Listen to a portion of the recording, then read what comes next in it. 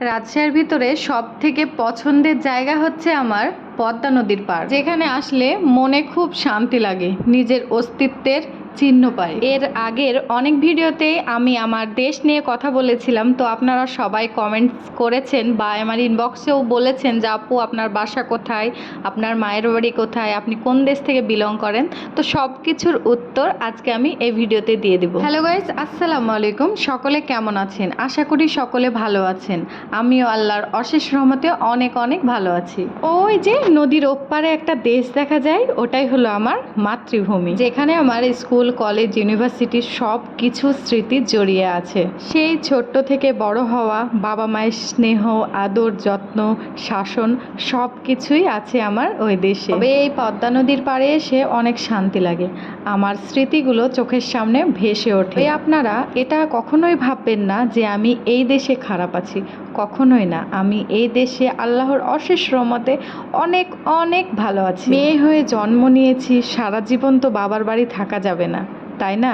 এটাই তো বিধির বিধান। তাই ওইটা হলো আমার বাবার বাড়ি, আর এটা হলো, এই দেশটা হলো আমার শ্বশুর বাড়ি। আপনাদের মনে আমাকে নিয়ে অনেক জল্পনা কল্পনা ছিল, তো যেটা আজকে আমি একেবারে ক্লিয়ার করে দিলাম। এদেশে এসেও আমার অনেক স্মৃতি তৈরি হয়েছে, অনেক ভালোবাসার মানুষ আছে যারা কিনা আমাকে নিঃস্বার্থভাবে আমাকে ভালোবাসে। তো যাই হোক, তো যেদিন নদীর ধারে এসেছিলাম সেদিন আকাশটা যেন অদ্ভুতভাবে সেজেছিল, এত সুন্দর লাগছিল, প্রকৃতির যে এত সুন্দর রূপ সেটা ফুটে উঠছিল। আমার এই প্রকৃতির দৃশ্য দেখতে অনেক ভালো লাগে, মনে হয় যেন চুপচাপ একাকী আকাশ পানে চেয়ে থাকি। নদীর পানি কতটা বেড়েছে দেখেন। কিছুদিন আগে এই অংশটুকুতে শুধুমাত্র চর ছিল, শুধু ধুধু বালিয়াড়ি, আর এখন দেখেন নদী তার পূর্ণ রূপ ফিরে পেয়েছে। আমার এই পথ চলা, এই জার্নিতে আমার একান্তই আপন, আমাকে সাপোর্ট করেছে, সে হলো একমাত্র আমার জীবন সঙ্গী। সে আমায় শুধু কি বলে জানেন?